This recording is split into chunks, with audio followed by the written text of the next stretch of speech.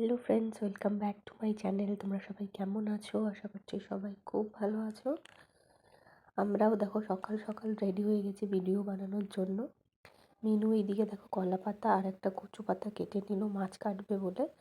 ওইদিকে গিয়ে দেখি একটা সিগন্যালের জন্য একটা ট্রেন আটকিয়ে রয়েছে, থেমে রয়েছে। কিছু কিছু লোক আবার ট্রেন থেকে নেমেও গেছে। ভাবলাম তোমাদেরকে দেখাই। তারপর দেখো আমরা এখানে চলে এসেছি বাড়িতে কলা পাতা আর কচু পাতাটা নিয়ে। মিনু এদিকে মাছ কাটতে বসে পড়েছে, আর মা দেখো এদিকে যে মশলাগুলো লাগবে তরকারির জন্য সেই মশলাগুলো মা করে রাখছে। আদা বাটা, তারপর পেঁয়াজ বাটা, জিরা বাটা, লঙ্কা বাটা সমস্ত বেটে রাখছে মা। মাই রান্না করবে আজকে। মিনু মাছটা কেটে দিচ্ছে। দিয়ে দেখো জিরা নিয়ে নিল, জিরা বেটে নেবে। আজকে সকালে প্রচণ্ড ঠান্ডা পড়েছে। বাড়িতে খুব সুন্দর গলদা চিংড়ি এসেছিলো, এর জন্য মা রাখলো। মিনু অনেকদিন ধরে বলছিল চিংড়ি মাছের মালাইকারি খাবে।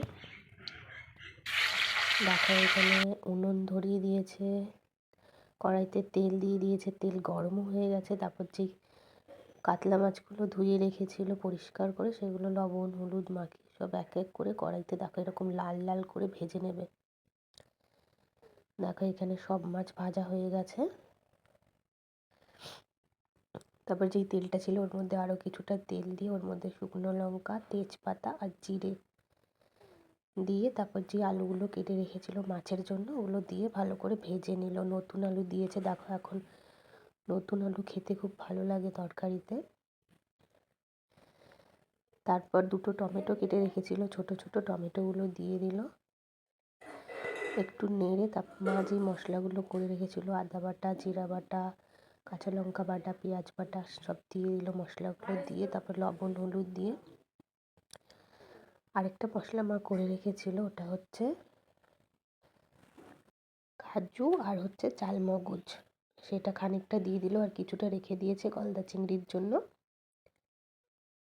তারপর দেখো হয়ে এসছে তরকারিটা প্রায়, মাছগুলো মা দিয়ে দিয়েছে, ওপর দিয়ে ধনেপাতা ছিটিয়ে দিল। এবার এটা নামিয়ে নেবে।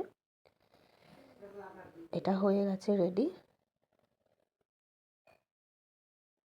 তারপরে এবার এটা করার পর এবার গলদা চিংড়িটা যে নিয়ে এসছে ওইটা মা মালাইকারিটা করে নেবে চিংড়ি মাছের। আজকে দুটো রেসিপি তোমাদের সাথে শেয়ার করলাম।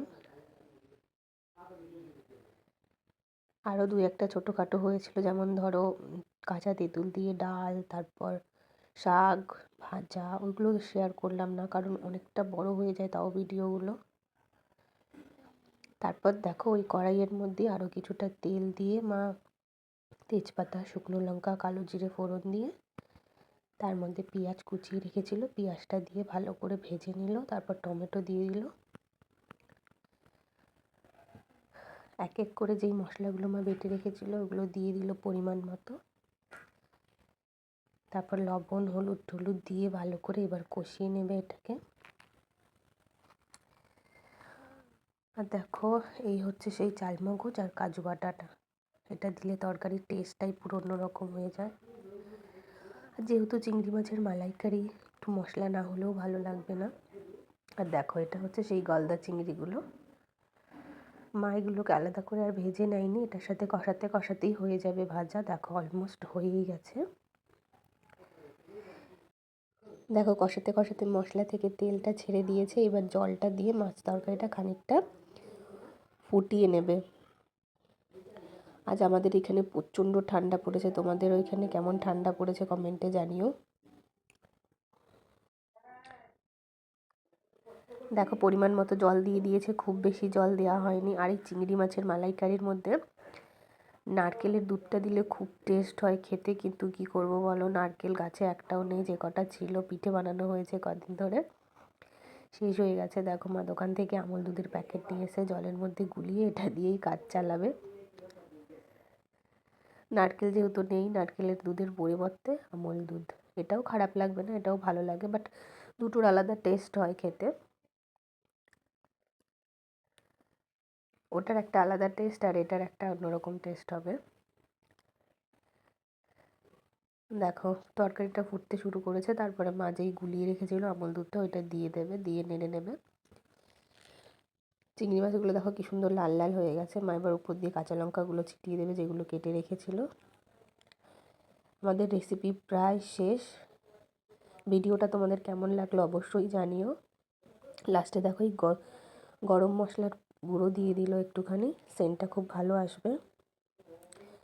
আমাদের ভিডিওটা ভালো লাগলে অবশ্যই লাইক কমেন্ট শেয়ার করতে ভুলো না। আর যারা চ্যানেলে নতুন আছো অবশ্যই আমাদের চ্যানেলটা সাবস্ক্রাইব করে দিও। এই রেসিপিটা তোমরা অবশ্যই বাড়িতে একবার ট্রাই করো আর জানিও কেমন হয়েছে। আশা করছি এই রেসিপিটা তোমাদের ভালো লাগবে। তো দেখো আমাদের ভিডিও আজকের মতো এখানেই শেষ। এই দেখো রেসিপিটা। দেখা হচ্ছে নেক্সট ভিডিওতে।